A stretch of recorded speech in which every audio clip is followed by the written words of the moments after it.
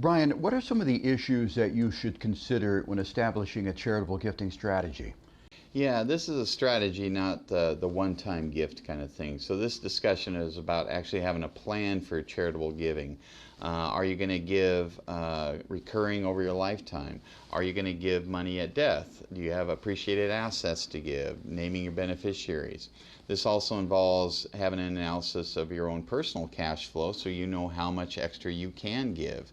It could be part of your estate plan, part of your legacy to your kids, figuring out the right mix between leaving them money and leaving charities money. This also can involve the planning here. It can be vetting the charity. You want to make sure you're giving to charities in the right way, the ones that are taking care of the money and doing good things with them. So there can be a vetting process there that we have to consider. You also have to consider whether you want to just give one-time gifts during your lifetime or at death, or as we talked about in other videos, an endowment fund that will keep giving long after you're gone, a scholarship fund.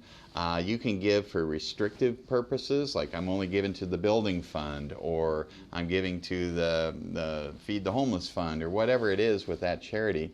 Or you can give it to their general fund and let them decide that. So again, this is beyond just giving money directly to a charity. This is having a plan for what you want your charitable intent, how you want it to work its way through your lifetime and after you've left this earth.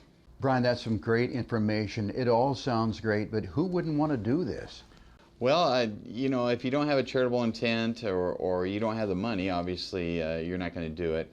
But I think a lot of people do have a charitable intent. You're probably not watching this video if you don't have a charitable intent. You probably read the first word and said, charity? I don't do charity, so you're probably not listening. So hopefully anybody listening to this has some kind of charitable intent, have some legacy wishes, have things they care about outside of their own money, for their own use or for their heirs and that kind of thing.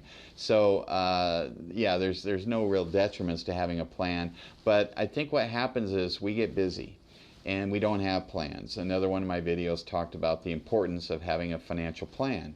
Everybody will agree that it would be better to have a financial plan than not have a good financial plan, but most people don't have a financial plan. Most people agree it's a good idea to have a will. Most people don't have a will. I would think if you're charitably minded that you would agree with me that you should have a plan for that, but you probably don't. The other issue is very few people can advise on charitable gifting strategies. Who are you going to go to? You can't go to the mall and say, yeah, could you send me to your charitable gifting strategies booth at the mall? You don't have that. They got an Edward Jones there. They don't have this. Most advisors, they know a little bit about gifting strategies, but maybe not the tax stuff. Maybe your CPA knows something about it, maybe not. They probably don't spend a lot of time with that.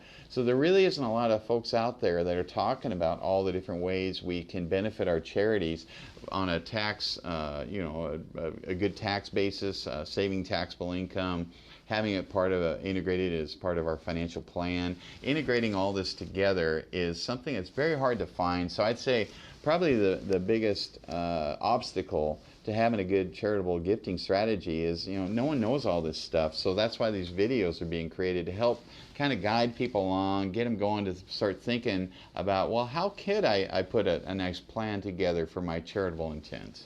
It is reasonably easy to set up a 501(c) charity. To have a charity. Do you have an example of someone who may have vetted a charity and found out that the charity is not all it's cracked up to be? Oh, absolutely. And in fact, I've been asked as a CPA to look at their financials and analyze charities for people in the past and kind of get a sense of how much you're spending. Certainly the forms that they have to file annually show how much they spend on their program expenses or admin expenses or fundraising and so forth. I used to prepare these tax returns for a living. I audited nonprofits for my CPA firm, so I know how to read a financial statement of a charity. So yes, very often we're asked to vet, just make sure there's nothing awry here. But often people know their charities quite well, but sometimes they don't. They want that second opinion on that. Brian, thanks for telling us about vetting charities.